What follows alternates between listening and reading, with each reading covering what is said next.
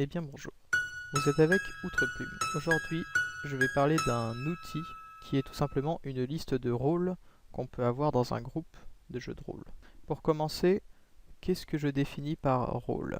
Pour moi, c'est une fonction assurée par un ou plusieurs joueurs ou plusieurs personnages joueurs, voire les deux en même temps. C'est-à-dire que c'est un rôle qui peut être à la fois dans l'histoire et à la fois hors de l'histoire. Hors de l'histoire quand c'est le joueur qui a ce rôle, et dans l'histoire simplement quand c'est le personnage qui a ce rôle. Mais du coup, avec cette notion de rôle, la notion de personnage et de joueur est parfois floue.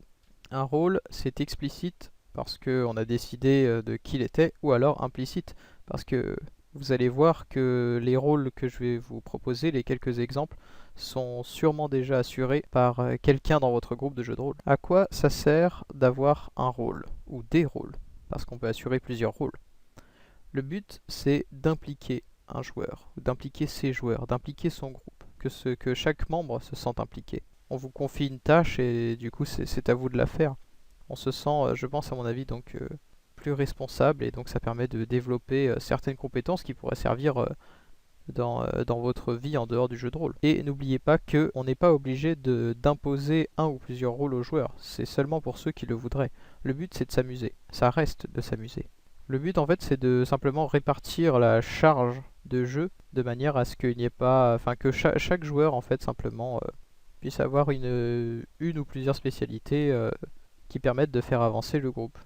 Il est temps de vous donner quelques exemples. C'est une liste non exhaustive et ensemble nous pourrons l'agrandir si vous le souhaitez, mais je vais en parler après. Je donne des noms comme ça, mais c'est à vous de les renommer si ça ne vous convient pas, à vous-même d'en refaire les définitions. L'accompagnateur, c'est quelqu'un qui est surtout là quand il y a des nouveaux joueurs. Mais pas que. Son but, c'est de s'assurer que tout le monde puisse parler autour de la table. Si quelqu'un est en retrait, l'accompagnateur va faire en sorte de le mettre en lumière. Voilà, c'est le joueur un peu qui s'assure que tout le monde ait sa place au niveau de la table, au niveau temps de parole. Et quand c'est des nouveaux joueurs, il va essayer d'être de bons conseils pour les aider à bien débuter.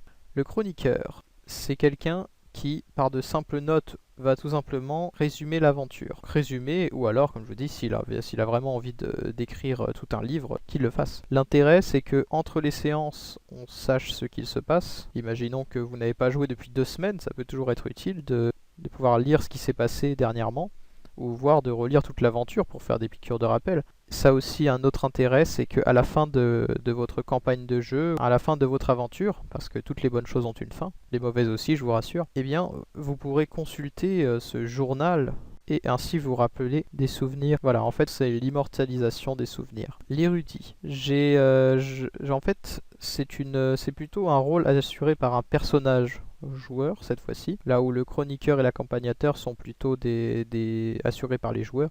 L'érudit, c'est le personnage, ou ce sont les personnages qui savent lire et qui savent écrire. Quand il y a des documents à lire, ce sont eux qui s'en occupent. Quand il y a des choses à écrire, c'est la même chose. Donc des gens qui aiment bien éventuellement écrire, ou alors qui voudraient s'améliorer à l'écriture, peuvent prendre ce rôle, je leur conseille. Typiquement, il y a un message à lire, voilà, on considère que tout le monde ne sait pas toujours lire, parce que bon, si on est dans un monde de fantasy par exemple, qui dit que les personnages ne sont pas toujours allés à l'école, c'est un côté un petit peu cohérent en fait qu'il y en ait que un ou deux qui sachent lire. Et donc du coup, comment on lit ce message? Heureusement, il y a l'érudit avec nous, et ça rend du coup ce personnage indispensable au groupe quelque part. Ça le rend plus important en tout cas. Le gardien de l'éthique, c'est aussi assuré par un joueur, mais ça peut être aussi par un personnage joueur d'ailleurs. C'est quelqu'un qui va essayer de garantir l'éthique du groupe.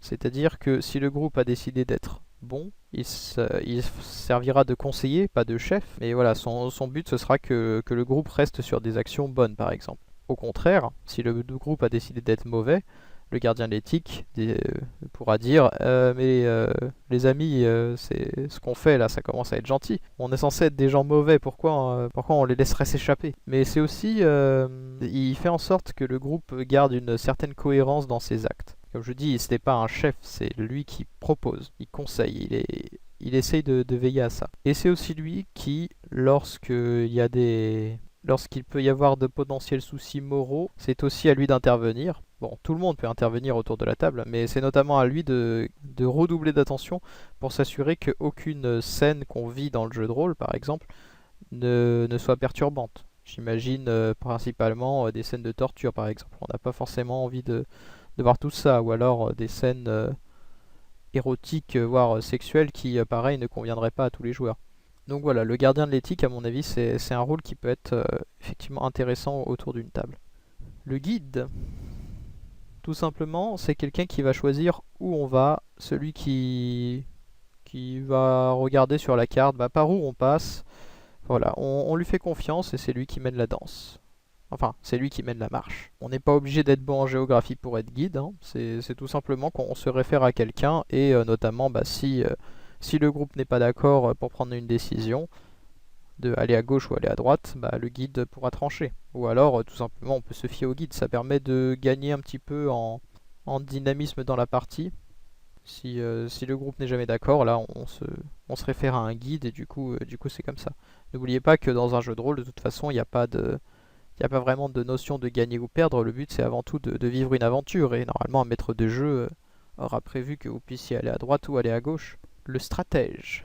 Le stratège, c'est quelqu'un qui, dans des situations particulières, où il faut s'organiser, va agir. Il va avant tout valider ou proposer des plans. Donc ce rôle convient très bien à des joueurs qui aiment, qui aiment tout ce qui est stratégie ou voilà, qui aiment vraiment organiser. C'est lui qui va réfléchir, qui va peut-être réfléchir même en dehors des séances ou des choses comme ça. Parfois j'ai envie de dire que c'est le pire ennemi du maître de jeu parce que du coup il va réussir à détruire tout ce que les ennemis assez facilement.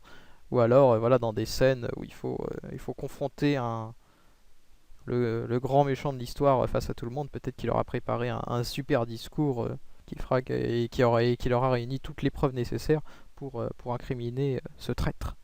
Enfin voilà, le stratège.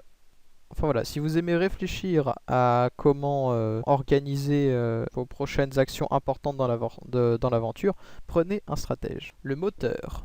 Alors, ce que j'appelle un joueur moteur, c'est quelqu'un qui va faire en sorte de dynamiser la partie dans le sens où il récupère les perches que tend le maître de jeu. Il fait en sorte que le groupe ait toujours finalement quelque chose à faire en allant du côté du maître de jeu en général. Ou alors ou en proposant des activités. Ça peut être donc tout simplement le groupe est en train de dévier un petit peu et puis là le moteur va dire n'oubliez pas que notre quête principale c'est avant tout ça. C'est celui qui va essayer de s'assurer que le groupe avance bien et aussi du coup qu'il fasse toujours voilà, qu'il fasse toujours quelque chose. Éviter les temps morts. Si le groupe n'est pas d'accord, le moteur va essayer aussi de faire en sorte qu'on trouve des compromis le plus facilement possible.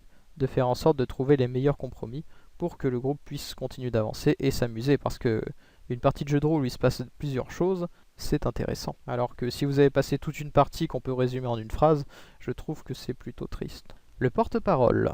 Ce rôle est plutôt assuré par un personnage social, un personnage charismatique potentiellement, mais pas forcément. Ça peut être aussi très amusant d'avoir comme porte-parole quelqu'un qui n'est pas du tout diplomate. Ou alors simplement mettez quelqu'un de timide, ça lui permettra aussi de s'améliorer dans ses compétences sociales en tant qu'humain. Le porte-parole, c'est donc typiquement celui qui va interagir principalement avec les personnages non-joueurs, celui qui va parler.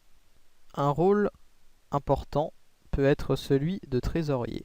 Le but du trésorier, ça va être de porter les objets potentiellement importants, ou alors on peut avoir plusieurs trésoriers, un qui porte les objets importants et peut-être un autre qui du coup porte les économies du groupe. Le fait qu'il y ait une seule personne qui gère les objets importants, c'est à vous de voir, hein, ça peut être utile pour ne pas se perdre.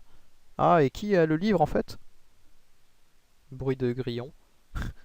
Alors que, enfin, et sinon donc le trésorier avant tout pour moi, c'est une personne qui va gérer les économies du groupe. Donc c'est plutôt que chaque joueur se batte pour qui récupérera le butin, etc. Avec un trésorier, vous ne vous prenez plus la tête. C'est tout simplement lui qui gère. Donc on donne tout au trésorier et par contre, c'est lui qui doit s'assurer que l'argent est bien réparti selon les volontés des joueurs. C'est un rôle qui du coup peut simplifier la tâche ou même simplement va permettre de réfléchir ensemble à qu'est-ce qu'on fait des économies. Précédemment, je vous ai dit qu'on pouvait interagir ensemble pour améliorer cette liste de rôles.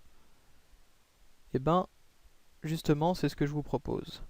Donc, j'ai fait une liste de ces rôles. J'ai essayé d'écrire ça petit à petit. C'est quelque chose qui est censé évoluer et vous pouvez apporter votre pierre à l'édifice. Tout simplement, je vais vous partager ce document qui est du coup un Google Doc. Vous serez en mode commentateur, ce qui fait que du coup chaque personne peut corriger des fautes ou alors simplement ajouter des rôles. Et le but du coup c'est que voilà, ce soit un document collaboratif qui appartienne à tout le monde, qui puisse être utilisé par tout le monde, afin d'être toujours d'avoir voilà, quelque chose de toujours plus complet. Si par exemple pour vous le rôle de trésorier il peut pas porter des objets, il porte que les économies, comme je l'ai noté ici par exemple, on peut faire même plusieurs points pour expliquer, pour donner plusieurs définitions. Donc modifier, obtenir le lien. En tant que commentateur, c'est bien ça, je copie le lien et j'aurai plus qu'à l'ajouter dans la description de la vidéo. N'hésitez pas en tout cas à faire un tour sur le document, que ce soit pour le lire et sinon donc j'espère que vous aurez envie de le compléter et que vous avez des choses intéressantes à y apporter. J'aimerais bien continuer ce type de vidéo parce que je pense que ça peut servir à plein de personnes. J'ai plusieurs idées justement pour des outils de jeu de rôle à proposer comme celui-ci. Si vous avez apprécié cette vidéo, n'hésitez pas à me le dire, ça fait toujours très plaisir d'avoir des retours. Et n'hésitez pas à vous abonner à ma chaîne si ce n'est pas déjà fait. Je vous remercie et je vous dis à bientôt j'espère.